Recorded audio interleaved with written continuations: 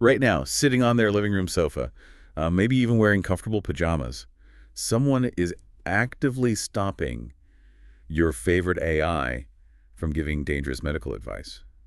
Or, Hmm. they are stopping a chatbot from confidently lying about a historical event. Yeah, and they're getting paid up to $40 an hour to do it. Exactly. Yeah. Getting paid to train AI from your computer, it sounds really interesting, but maybe a little confusing. Yeah. We see these ideas online all the time about making money from home. Oh, definitely. I mean, it is a fascinating shift in how technology is built. But I have to admit, my very first thought when I hear this is, do people really make money doing this? That is the ultimate question for you listening. We all want to know if this is a legitimate opportunity or just a waste of time. Yeah, because it is hard to know what is actually real and what is just a scam these days. Right. So to understand how people make money doing this, we first need to understand what the platform actually is and how it works. So what is data annotation actually doing behind the scenes? Well, in the simplest terms, it is an online platform where regular people help train AI models. Wait, regular people? Like Okay. everyday people? Yeah, exactly. People like you listening right now. Workers basically read what the AI writes, they read those responses, and then they improve them. So basically, we help AI become smarter. You do. We give it boundaries.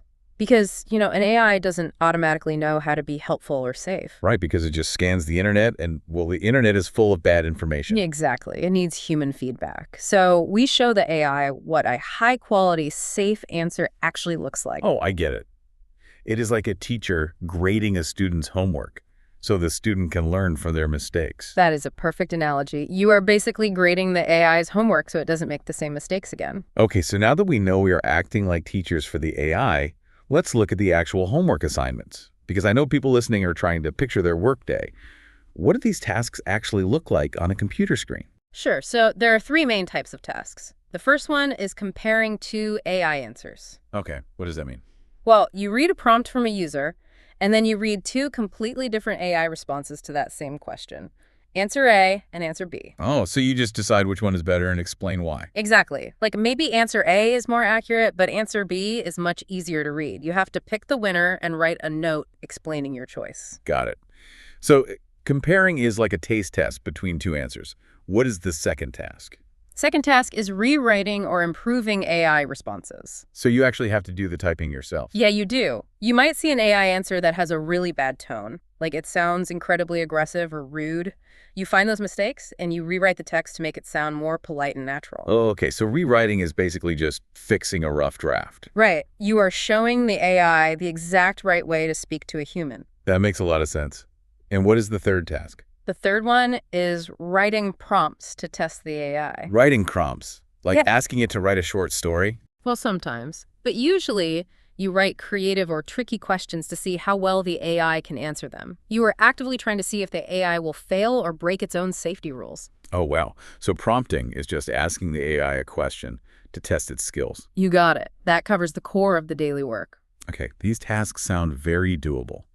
But the biggest question for anyone listening is how this translates into actual income. How much does it pay? The pay is hourly, and it is actually quite competitive. The typical range is around $20 an hour for those general reading and writing tasks. Wait, $20 an hour just for reading and giving feedback? It seems really high for a flexible online job. Yeah, it is. But high-quality human logic is super valuable right now. And if you have coding skills, it is even higher. Really? How much higher? People who can write code, like Python or JavaScript, can make $40 an hour or more just to test the AI on software code. Wow, $40 an hour is amazing. And you can work whenever you want. Yep, the work is completely flexible. You log in whenever you want with no set schedule. So it sounds good, but not guaranteed. There has to be a catch. You are right to be skeptical. There is a catch. It is very flexible, but it is not always stable. What do you mean by not stable? Well, you are an independent contractor, so sometimes there are simply no tasks available at all. Oh, so you could log in ready to work and your screen is just blank.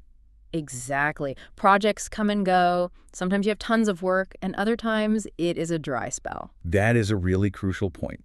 You probably shouldn't rely on this to pay your rent every single month. Definitely not. You are trading stability for ultimate flexibility. Right. And that instability leads directly into the bigger picture. Let's talk about the reality of the platform. Is it easy to get started? Honestly, no. Can beginners do it? I mean, yes, beginners can do it, but not everyone gets accepted. In fact, a lot of people get rejected. Wait, really? Why is the rejection rate so high? Because you must pass a very strict starting test. You take an assessment where you do the exact tasks we just talked about, and they grade it very harshly. Oh, so if you miss a tiny error, you probably fail. Exactly. And the frustrating part is, if you fail, they usually don't tell you. You just never hear back. Wow, that is brutal. Yeah. So they really need people with excellent English skills. Yes, excellent English, strong critical thinking, and a very high attention to detail. And even if you get accepted, tasks can disappear if your daily work quality drops. Oh, I see. So this means you have to be very careful. It is not just easy money or mindless clicking.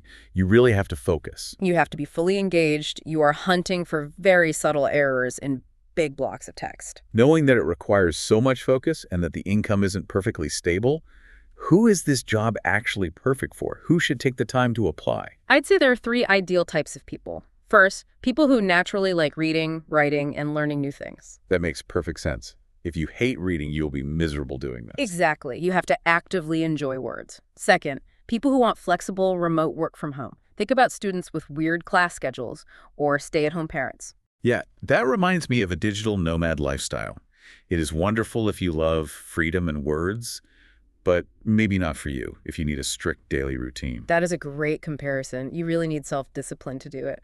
And what is the third type of person? People who are genuinely interested in AI and want to see how it works behind the scenes. Oh, that is cool. You get a front row seat to the technology. Exactly. You get to see the raw mistakes before those AI models are released to the public. Well, this has been a super helpful breakdown. Let me just summarize this for everyone listening. Basically, this is a real legitimate opportunity to work from home, but it is not easy money. It takes real effort. That is exactly right. If you want to try AI remote jobs, this is one option. You just have to be prepared to focus. Absolutely. It is wild to think about how much hidden human effort goes into making these machines seem so smart. Next time you use an AI chatbot, ask yourself, did a regular person working from their living room help teach it how to say that? Because the answer is almost definitely yes. Right. Well, thank you all for listening today. Please subscribe for more AI job insights. See you next time.